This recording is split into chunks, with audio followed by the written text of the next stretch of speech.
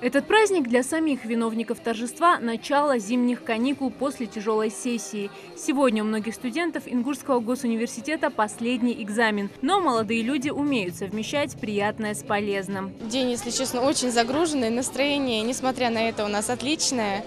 У меня сегодня экзамен, но несмотря на это, я нашла время и решила принять участие в этом прекрасном мероприятии. Я желаю всем студентам удачной сдачи сессии, всего самого хорошего, чтобы все желания сбылись. Сегодняшний день студента я отмечаю как студент. Я сегодня сдаю экзамены.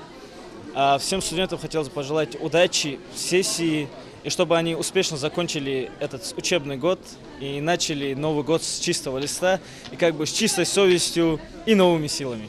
Студенческие годы – лучшая пора в жизни. В этом уверен и глава региона. Юнусбек Евкуров заехал на праздник молодости, чтобы поздравить ингушских студентов. В своем выступлении глава республики призвал молодежь иметь активную гражданскую позицию, принимать участие в выборах и чувствовать ответственность за происходящее в стране.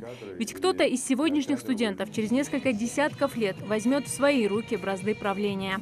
Это реально самый такой у вас период жизни. Вы это поймете, когда вырастете.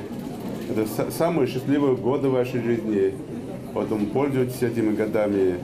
Будьте жадными до всего. Не в общении, я имею в виду, там, делиться ручками, карандашами или еще чем-то, а жадными в дружбе, в учебе, в участии в различных мероприятиях. И, конечно, показывать нашу молодежь, где бы ни были, такой с хорошей, продвинутой, современной стороны.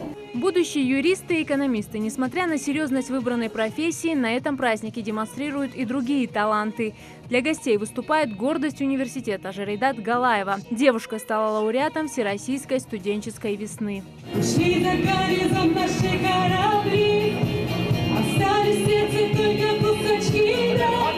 Сегодня только в Ингушском государственном университете обучаются более 10 тысяч студентов, которые ежегодно становятся победителями различных конкурсов и олимпиад.